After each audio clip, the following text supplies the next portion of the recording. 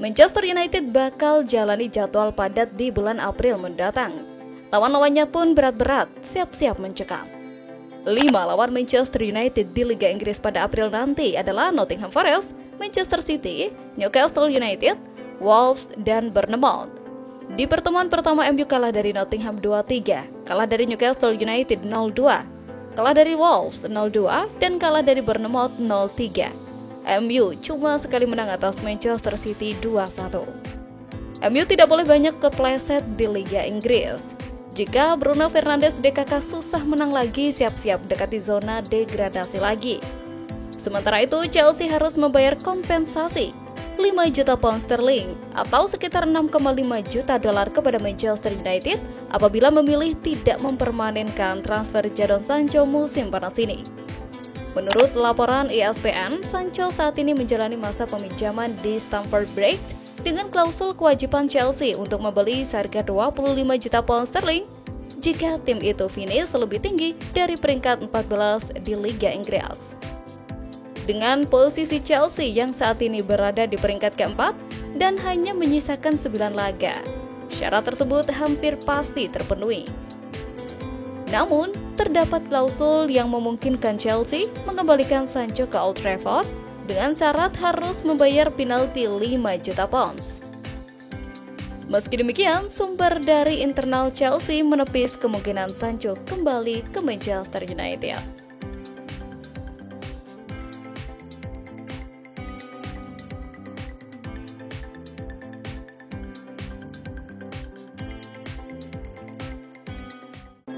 Manchester United dan Arsenal dikabarkan tengah bersaing ketat untuk mendapatkan 2 talenta muda berbakat dari Olympiakos.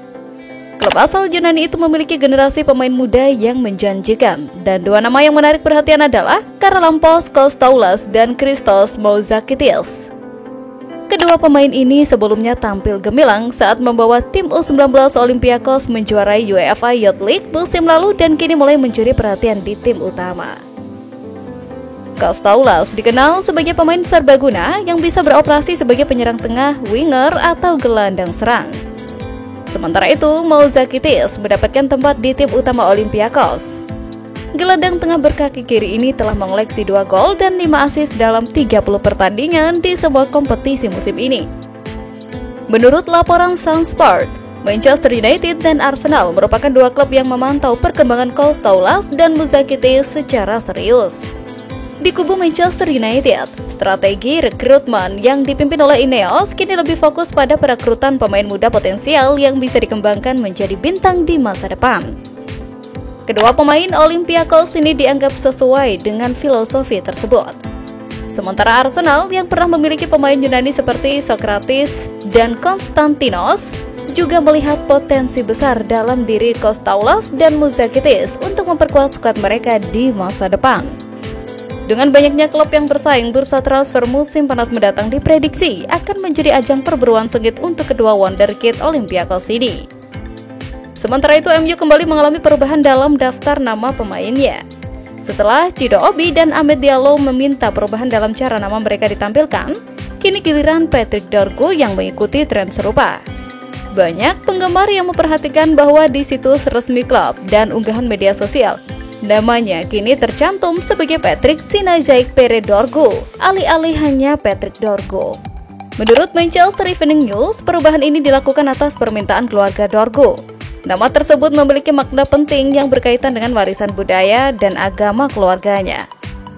Dorgu berasal dari keluarga keturunan Nigeria dan orang tuanya ingin agar namanya mencerminkan serta menghormati asal-usul mereka.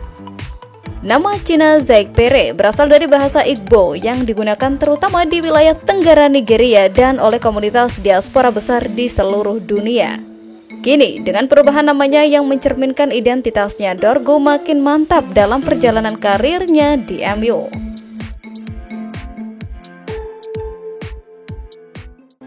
Manchester United sedang mempersiapkan rencana besar untuk menjaga kebugaran pemain mereka menjelang akhir musim yang padat. Setelah meraih kemenangan 3-0 atas Leicester City pada minggu lalu, tim besutan Ruben Amorim tidak akan bermain lagi hingga 1 April ketika mereka bertandang ke Nottingham Forest di Premier League. Dengan jeda internasional dan jadwal yang padat di bulan April, Amorim memutuskan untuk membagi skuadnya menjadi beberapa kelompok untuk memastikan semua pemain dalam kondisi terbaik. Amorim menjelaskan bahwa beberapa pemain seperti Mason Mount dan Toby akan fokus pada pemulihan kebugaran. Sementara itu, pemain seperti Harry Maguire, Kobbie Mainoo yang sedang pulih dari cedera akan berusaha kembali ke tim utama untuk membantu tim dalam pertandingan-pertandingan penting di akhir musim. Beberapa pemain lain akan diberikan waktu istirahat lebih lama dari biasanya untuk memastikan mereka siap menghadapi tekanan di bulan April, di mana mereka punya jadwal yang padat. Amorim juga memberikan kesempatan kepada pemain muda seperti Harry Amos untuk tampil di tim utama. Pemain belakang kiri itu telah menunggu hampir 8 bulan untuk melakukan debut kompetitifnya setelah tampil impresif dalam tur pramusim di Amerika Serikat. Kan bahwa pemain muda seperti Amos harus memahami betapa beruntungnya mereka bisa bermain untuk Manchester United dan memanfaatkan setiap kesempatan yang diberikan. Dengan rencana kebugaran yang matang dan pemulihan pemain cedera yang sedang berjalan, Manchester United berharap bisa menghadapi akhir musim dengan performa terbaik. Manchester United juga bersiap melakukan perubahan pada lini serang mereka. Tim ini berusaha mencari sosok penyerang nomor 9 yang benar-benar mampu mencetak gol secara konsisten. Satu nama yang muncul dalam radar mereka adalah Victor Osimhen. Selain Victor Osimhen, ada beberapa pemain lain yang menjadi target incaran Manchester United. Satu di antaranya adalah penyerang Sporting Lisbon Victor Gyökeres yang dianggap sebagai pilihan yang tepat untuk klub tersebut. Pemain ketiga yang menarik perhatian adalah Hugo Ekitike, striker dari Frankfurt. Ketiga pemain ini diharapkan dapat memberi kontribusi yang signifikan bagi skuad Manchester United ke depannya. Bruno Fernandes memberikan respon yang elegan terhadap kritik tajam Roy Keane setelah kemenangan meyakinkan MU atas Leicester City pada Senin dini hari.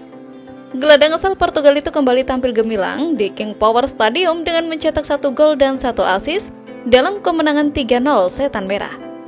Kendati menjadi satu di antara pemain terbaik MU sepanjang musim ini, Fernandes tetap mendapat kritik dari berbagai pihak termasuk legenda klub Roy Keane. Pada akhir Februari lalu, Keane melontarkan kritik pedas terhadap para pemain MU, menyebut mereka sebagai penipu. Ia juga secara khusus menyoroti Fernandes mempertanyakan kepemimpinannya di lapangan. Setelah laga melawan Leicester, Fernandes ditanya apakah kritik yang diterimanya memengaruhi secara negatif atau justru menjadi motivasi. Ia secara langsung menanggapi pernyataan Keane, mengakui bahwa kritik tersebut memang tidak menyenangkan, tetapi justru memacunya untuk tampil lebih baik. Seperti yang saya katakan, saya sangat menghormati Roy Keane dan saya menerima bahwa masih ada banyak ruang untuk perbaikan dalam permainan saya, kepemimpinan saya, dan segala hal yang saya lakukan, bahkan dalam kehidupan pribadi saya, ujar Bruno Fernandes.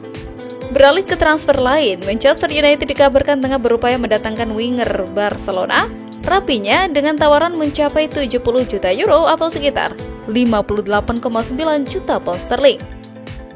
Jika transfer ini terwujud, dampaknya bisa menghambat rencana Arsenal untuk merekrut Nico Williams, winger muda berbakat dari Athletic Bilbao. Dengan Ruben Amorim sebagai pelatih baru, klub berencana merombak skuad termasuk memperkuat posisi bek kanan, gelandang serang, dan lini depan. Menurut laporan dari Vichajes, Manchester United telah mengajukan tawaran resmi kepada Barcelona untuk memboyong Raphinha, pemain yang sedang menjalani musim terbaik dalam karirnya. Dengan Barcelona yang tengah mengalami krisis finansial, tawaran dari Manchester United bisa menjadi godaan besar yang sulit ditolak.